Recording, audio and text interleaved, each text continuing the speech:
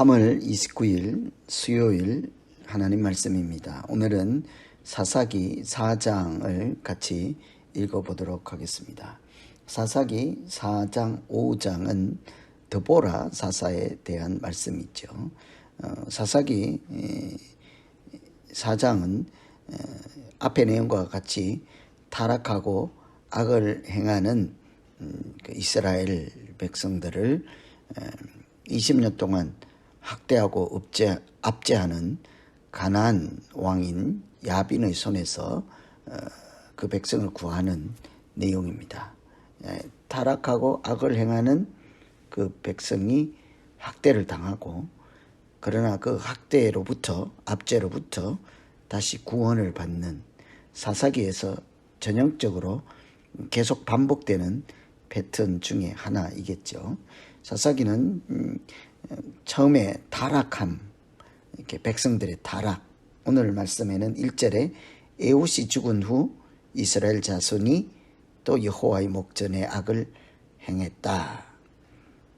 다시 사사가 있을 때는 평화를 누리고 믿음을 지키고 하나님의 거룩한 백성으로 잘 살았지만, 그 영적인 지도자, 나라의 앞장서는 지도자가 죽고 나면 백성들은 다시 또 타락하고 악을 행하고 하나님으로부터 멀어지는 이런 악순환을 계속 되풀이하고 있었습니다. 우리가 눈여겨볼 것 중에 하나는 에훗이 죽은 후에라는 표현이 있죠. 온니엘, 에훗, 삼갈, 오늘 드보라, 이렇게 사사들이 이어지는데요. 이 에훗 사사 한 명이 죽었다 하는 것이 그 백성들의 삶에, 신앙생활에 얼마나 큰 영향을 미치는지를 짐작해 볼 수 있습니다. 한 지도자, 그것도 영적으로 훌륭한 지도자 한 명이 존재하느냐 아니면 그런 지도자가 없느냐에 따라 국가의 명암이 달라지고 하나님의 백성들의 삶의 모습이 완전히 달라질 수 있다는 것이죠.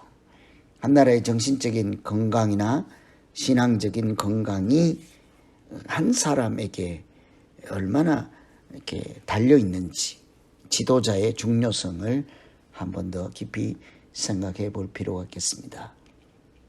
제대로 된 지도자 한 명, 나라를 구할 수 있지요. 그래서 예수님도 우리를 세상의 소금과 빛이라고 하였습니다.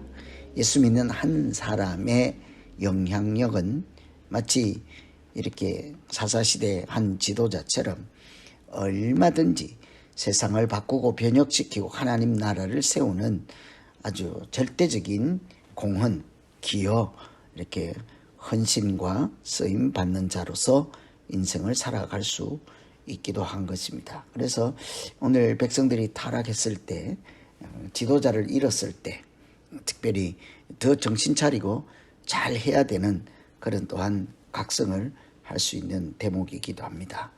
지도자가 살았을 때 나라가 다시 영적으로 무너지는지 그렇지 않은지, 지도자뿐만 아니라 그 한 사람 한 사람이 그 나라의 운명을, 또 신앙의 건강을 책임지는 그런 믿음도 필요하겠다는 것을 볼 수가 있겠죠.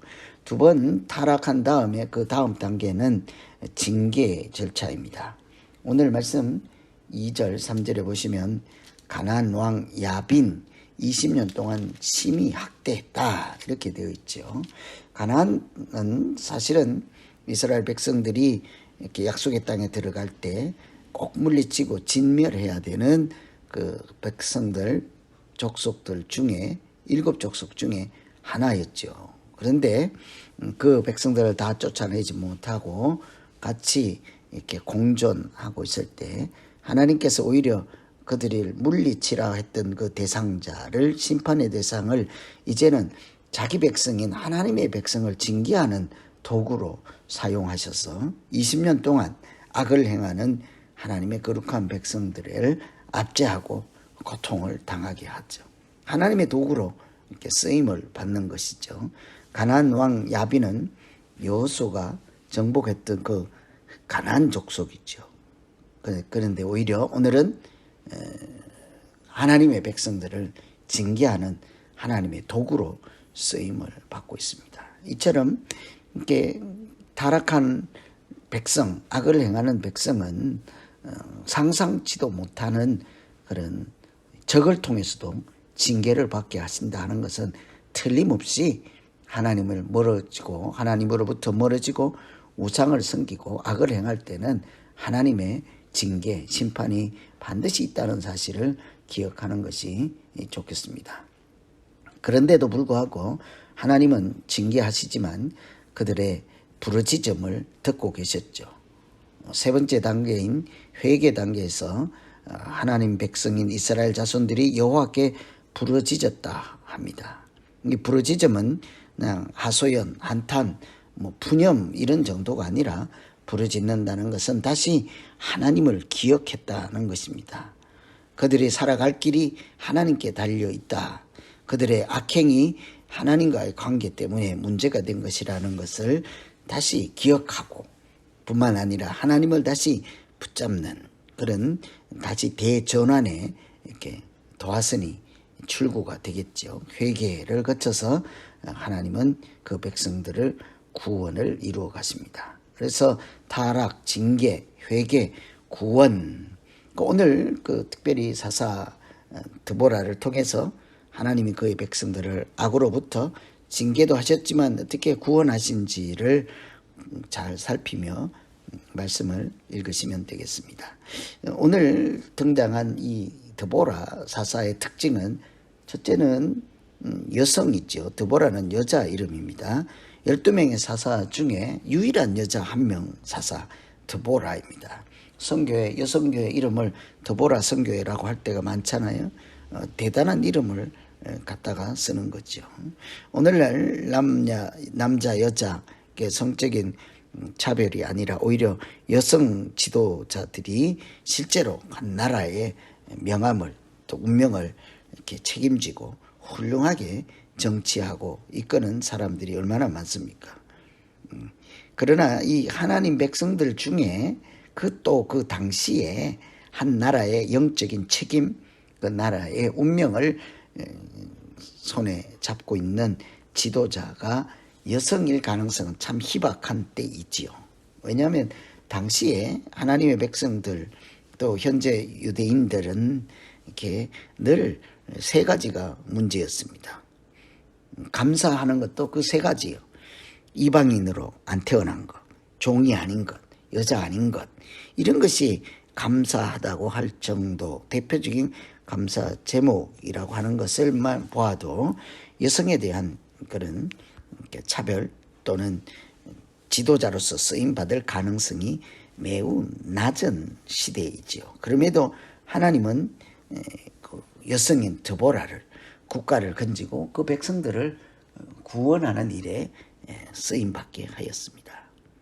그러니 이 구원이 사람의 위대함이나 능력에 달려있지 않고 하나님께 달려있다 하는 사실을 드보라를 통해서 역사하신 하나님의 방법이라고 할 수 있겠죠. 그래서 드보라는 이렇게 그 백성들을 구원하는 여자 사사다. 그 의미는 하나님이 구원하신다는 것을 강조해서 보여주는 방법이기도 하겠습니다. 이 드보라의 사사로서 섬기는 특징은 또 한 가지가 있는데 협력과 통치인데요. 이 드보라는 사사들 중에 유일한 여자이지만 또 유일한 다른 하나는 직접 싸우지 않았다는 것입니다. 드보라 이외의 사사들은 자기들이 직접 가서 앞장서서 전쟁을 하고 싸우지요. 전쟁터의 지도자였습니다. 근데 그 억압하는 자들을 직접 무찌르는 그런 사사들과 달리 이 드보라는 바락이라는 사람을 불러서 인재를 등용해서 그 사람에게 하나님의 말씀을 전해 주었을 뿐이죠. 하나님의 말씀을 전달하는 그런 역할을 하였습니다. 뿐만 아니라 자기 혼자서 대적을 하고 무찔러내는 것이 아니라 지파들이 연합하고 협력해서 하나님의 뜻을 이루어 갈 수 있게 하였습니다. 대부분 사사는 자기 혼자 사역하고 혼자 능력을 발휘하잖아요. 그런데 드보라 특징은 자기 혼자 하지 않고 이렇게 백성들을 연합하여 지파들이 함께 대적하고 이렇게 적을 무찌르고 나라를 구원할 수 있도록 백성들을 지킬 수 있게 한 것이 특징이죠. 사실은 탁월한 지도자가 자기 혼자 다 하는 것보다 좀 어눌해도 그 백성들이 구성원들이 다 같이 만들어 가는 것이 오히려 천국의 중요한 요소라 하겠습니다. 라피도스의 아내라는 명칭을 갖고 있는데 그것도 번갯불의 아내라는 뜻인 것처럼 이 직접 싸우지도 않고 용사들 또 지파들을 연합시켜서 더불어는 직접 전투하지 않고도 하나님의 구원을 세상에 나타내는 위대한 인물이라 하겠습니다. 세 번째는 경건한 구원자였다고 볼 수 있죠. 선지자 드보라는 하나님의 말씀을 가르치고 전파하는 것을 아주 유념해서 또 볼 수가 있겠네요. 6절에 보시면 여호와께서 이같이 명령하지 아니하였느냐. 이 드보라는 하나님의 명령을 강조하고 있습니다. 자기 힘보다 지혜와 인격으로 사람들을 이끌어가는 그런 지도자였다고 볼 수 있죠. 드보라는 그 이름 자체도 꿀벌이라는 얘기예요. 꿀벌은 꿀같이 단 하나님의 말씀을 이렇게 생각나게 하는 표현이기도 하지 않습니까? 드보라는 비록 여성이었지만 하나님의 말씀을 자기 스스로 풍성히 갖고 있는 사람이요. 그 하나님의 말씀이 그의 안에 있는 사람이죠. 선지자이면서 그 말씀을 가진 자로서 이렇게 하나님을 보여주고 하나님의 승리를 같이 누리는 사사였다고 볼 수 있습니다. 종려나무 아래에 거주하였고 이스라엘 자손들이 그에게 나아가 재판을 받더라. 이 종려나무 아래에 있다는 표현 그 자체도 이미 정직과 이렇게 정의, 공정한 삶을 이렇게 상징하는 표현이 종려나무라고 볼 수 있습니다. 드보라는 백성들을 상담하고 지도하고 영적으로 이끌어가면서 총칼을 들고 직접 싸우는 장군이 아니라 오히려 영적으로 자기 영성 관리를 하며 이렇게 다른 사람의 신앙 지도자로서 이렇게 경건한 지도자 리더였다 이렇게 볼 수가 있겠죠. 이게 참 드보라는 독특한 면이 많습니다. 유일한 여자요. 직접 싸우지도 않고 사람들을 등용하였고 자기 스스로 경건한 자로 살았던 사사였다. 그렇죠?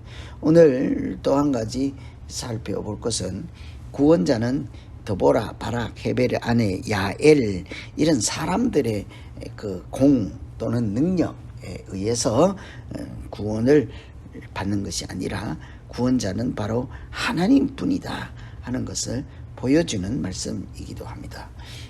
드보라를 구원의 역사를 이끌어가는 지도자로 세우는데 궁극적으로 다른 나라 군대 장관인 시스라를 죽여서 이렇게 전쟁에서 승리하게 하고 하는 그런 경우 그 전쟁의 승리자 그 역할을 하는 지도자 주인공은 사실은 드보라도 아니었습니다. 직접적으로 그 상대방 적군을 죽인 자, 또 그 전쟁을 돕는 군대 장관 바락, 또는 주인공인 드보라, 또 헤벨의 아내 이렇게 세 사람이 등장하는데 결국 적군의 수장을 물리치고 죽이고 나라를 이렇게 지키는 자는 드보라도 아니고 바락도 아니고 엉뚱한 헤벨의 아내라고 하는 야엘이었죠. 전혀 무대에 등장할 수도 없는 그냥 보통 평범한 이렇게 부인이라고 볼 수 있겠습니다. 그런데 그를 통해서 적군의 대장을 이렇게 죽이고 하나님의 백성을 구하는 그런 장면을 보면 여성 드보라 사사를 기용한 하나님께서 무명 여성 한 명을 통해서 그의 백성을 얼마든지 지킬 수도 있다 하는 것이 참 놀랍지 않습니까? 그래서 우리가 아주 초라하고 아무도 기대하지 않고 할 수 있을까 싶을 때라도 그런 자를 통해서도 하나님이 역사하시는 것을 얼마든지 나타낼 수가 있죠. 왜냐하면 실제로 일하시고 역사하시고 이루어 가시는 분은 하나님이기 때문이죠. 사람의 능력과 재주에 달려 있지 않다는 것을 분명하게 오히려 보여주는 대목이라 할 수 있습니다. 하나님의 백성들을 구원했던 사람은 사사 드보라도 아니고 바락도 아니고 이제 헤벨의 아내라고 하는 거의 이렇게 엉뚱한 제3자가 결정적인 역할을 하는 것을 보고 하나님의 구원하시는 방법, 은혜를 베푸시는 방법이 어떠한지를 잘 살펴보아야 하겠죠. 자기 자신을 내놓으라 하는 이런 사람들이 아니라 오히려 이름도 없고 빛도 없고 이런 사람들을 통해서 구원이 이루어질 때 그것을 두고 하나님이 하셨다 할 만한 그런 하나님의 특징, 구원의 특징을 계속해서 볼 수가 있겠습니다. 그래서 구원자의 사사인 드보라, 또 등용한 바락, 또 이런 분들이 이렇게 전쟁의 마침표를 찍는 것이 아니라 엉뚱하게도 헤벨의 아내라고 하는 연약한 한 여성을 손을 통해서 일하시는 것은 이것은 하나님의 일, 하나님의 승리이다라는 것을 강조하는 표현이기도 한 것입니다. 그래서 오늘은 드보라를 읽으시면서 드보라의 특징인 혼자 여자이고 직접 싸우지도 않고 독립적으로 싸우지도 않고 연합해서 싸우고 이렇게 또 직접 전쟁터에 나가진 않지만 사람들에게 영적인 영향력을 미치고 나라를 구원하는 이런 일들을 함께 읽어보았습니다. 그래서 5절 드보라 사사의 특징을 좀 이해하면서 하나님의 말씀을 읽으면 좀 더 구체적으로 그 의미하는 바가 무엇인지를 잘 찾아갈 수 있게 될 줄로 믿습니다.